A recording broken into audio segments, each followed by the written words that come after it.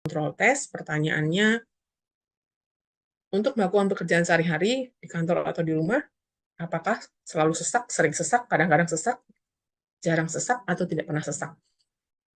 Nanti pasien akan mengisi, semuanya diisi sampai bawah, kemudian baru arti nilai ACT-nya apa. Kalau nilainya di total nilainya 25. Oh, berarti terkontrol penuh. Berarti terapi yang diminum pasien saat ini atau dikonsumsi pasien saat ini cukup baik. Kalau dia 20 sampai 24 terkontrol baik. Kurang dari 19 saatnya kita edukasi lagi mungkin atau kita rujuk ke dokter. Jadi Bapak Ibu menilainya gampang ya. Ini juga bisa menjadi alat bagi kita untuk berkomunikasi dengan pasien, melihat apakah terapi yang diberikan sudah cukup adekuat. Oke, uh, yang terakhir tentang siklus dari penata laksanaan asma gitu ya. Setelah kita assess, kita adjust, kita review. Nah, di sini ketika kita review tadi, hasilnya ternyata tidak terkontrol. Hasilnya ternyata terkontrol baik. Kalau udah terkontrol baik, terus udahan Bu, kita stop. Enggak. Kita lihat dulu. Sampai 3 bulan dia baik, mungkin dia bisa stop. Tapi tentu atas pertimbangan dokter. Kalau 3 bulan tidak ada lagi eksaserbasi gitu ya, dia sudah lepas um, ICS labanya gitu ya, sudah lepas sehari 2 hari gitu ya, tidak tidak muncul kekambuhan, dia boleh lepas. Tetapi kalau dia datang uh, ke primary care, ke apotik, ke klinik atau um, rumah sakit tipe D misalnya gitu ya, mungkin dia datang untuk keluhan eksaserbasi. Sebenarnya eksaserbasi coba dinilai dulu dia mild atau moderate atau severe. Kalau mild moderate mungkin ada di sini, lalu kita start dengan sabar. Yang penting ketika dia datang dengan sesak, kecurigaan kita sudah 80%, 90% adalah asma, sabar boleh diberikan dulu. Karena kalau dia jatuh ke severe, itu pengobatannya lebih banyak lagi gitu ya. Paling tidak bantu pasien untuk mendapatkan short acting-nya dulu, 4 sampai 10 puff. Eh, Kalau perlu pakai spacer. Jadi kalau pasien seperti oma-oma yang kadang-kadang tidak bisa irama menyemprot dan menyedotnya tidak bisa pas gitu ya, kita mungkin sarankan pakai spacer. Di apotik mungkin bisa disiapkan, kalau di rumah sakit sudah pasti ada gitu ya. Ulangin setiap 20 menit. Jadi semprot 1 kali, 20 menit kemudian tidak ada perbaikan, semprot lagi. 20 menit lagi, semprot lagi. Sambil kalau sudah semprotan ketiga masih tidak membaik, kayaknya harus sambil jalan ke rumah sakit. Karena perlu penanganan segera.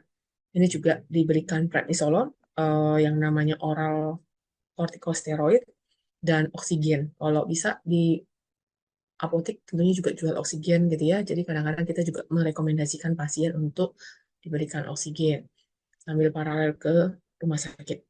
Kemudian continue treatment SABA jika diperlukan gitu ya, dilihat, diassess 1 jam oke atau tidak. Kalau sudah oke, mungkin dia boleh pulang. Ini yang dilakukan di klinik ataupun di rumah sakit juga sama. Kemudian di follow up lagi 2 sampai 7 hari, apakah membaik gitu ya. Kalau anak-anak lakukan follow up 1-2 hari kemudian. Jadi yang namanya assess, adjust, review ini menjadi panduan kita ketika kita berkomunikasi dengan pasien, menggali informasi dari pasien. Lalu bagaimana jika eksaserbasi terjadi? Eksaserbasi itu ada yang ringan, sedang, berat. Ini yang tadi ingin saya sampaikan. Kapan sih yang namanya ringan, kapan namanya berat? Kita bilang eh, tingkat keparahan asma itu ringan gitu ya. Pasien masih bisa berbicara dengan baik gitu, masih terdengar jelas, lebih memilih duduk daripada berbaring karena sudah agak sesak, tapi tidak atau belum gelisah. Kemudian laju pernapasan meningkat, otot bantu napas tidak digunakan. Kalau kita lihat orang yang sesak biasanya napasnya pakai perut tuh, jadi yang sampai kehabisan oksigennya gitu ya, sampai otot perut juga ketarik. Tapi kalau di ringan belum terjadi seperti itu. Denyut nadi mungkin sedikit naik, 100 sampai 120, saturasi sudah mulai turun. Kemudian apa namanya, volume ekspirasi yang dikeluarkan itu hanya bisa 50%.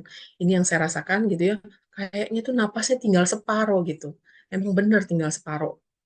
Jadi ini ya udah mulai agak-agak asmanya sudah kelihatan gitu ya, sedang ringan.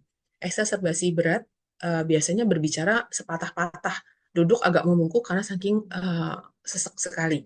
Laju pernapasan lebih dari 30 menit, menggunakan otot bantu napas, kemudian denyut nadi lebih 120, saturasi sudah kurang dari 90, gitu ya. Dan kalau sampai diikuti dengan mengantuk, bingung-bingung gitu ya, itu kayaknya sudah mulai severe.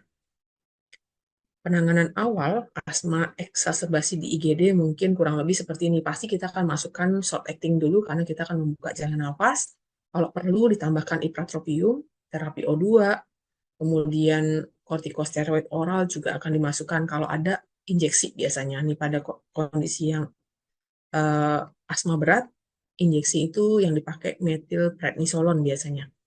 Jadi masuknya cepat, kadang-kadang juga menggunakan magnesium di nebul. Magnesium injeksi itu akhirnya kita nebul. Kalau sampai mengancam jiwa, kita readykan intensive care, mungkin pakai ventilator gitu ya. Um, Perlu pembuktian lebih banyak untuk studi ICS formoterol karena kalau kondisi darurat begini kita butuh yang cepat. Kemudian peran SABA dalam manajemen asma ini adalah kita sudah tahu ya untuk asma kerjanya cepat, bronkodilator yang bekerja cepat 5 menit, puncak bronkodilasi 10 menit, lama kerja cepat. Uh, Intinya namanya short acting, pasti kerjanya lebih cepat ya. Digunakan pada terapi awal, pada eksaserbasi asma, kemudian tersedia dalam rute pemberian yang bermacam-macam, ada oral inhalasi, ataupun di nebul dengan cairan itu ya, NaCl ataupun Micort. Profil keamanan ditoleransi dengan baik, kemudian juga SABA ini juga direkomendasikan di guideline manapun. Untuk SABA, kita bicara tentang salbutamol dalam konteks bronkodilasi kerja pendek dengan mula kerja yang lebih cepat kurang dari 5 menit. Kalau kita lihat pada pasien-pasien dengan asma gitu ya, kalau salbutamol itu sudah pasti kita mengenal dia sebagai pelega, melegakan gejala asma ringan, sedang atau berat, mencegah gejala sebelum olahraga atau terpapar. Nah, ini yang kadang-kadang pasien asma kalau olahraga suka takut gitu ya, takut di tengah-tengah olahraga tiba-tiba sesak. Maka salbutamol inhalasi ini juga bisa diberikan sebelum olahraga. Jadi dianjurkan untuk diberikan dulu supaya pada saat olahraga tidak terganggu. SABA terbukti efektif dalam mencegah EIB. EIB itu exercise induced bronchoconstriction. Jadi kayak olahraga yang terlalu berat juga akan menginduksi terjadinya bronkokonstriksi. Makanya dibutuhkan SABA. Ini juga sampai sekarang guideline-nya masih memilih menjadi pilihan. Yang terakhir tentang SABA, mungkin kita pernah dengar miskonsepsi terkait SABA overuse. Ada yang bilang SABA itu kalau kebanyakan bikin mortality-nya meningkat, membuat mortality meningkat, membuat eksaserbasinya meningkat. Di beberapa, bukan apa namanya, di satu jurnal yang saya baca gitu ya, hasil dari Sabina 2. Jadi penelitian itu namanya Sabina 2, menunjukkan bahwa overuse pada asma gitu ya, overuse SABA pada asma terkait dengan peningkatan resiko eksaserbasi mortalitas.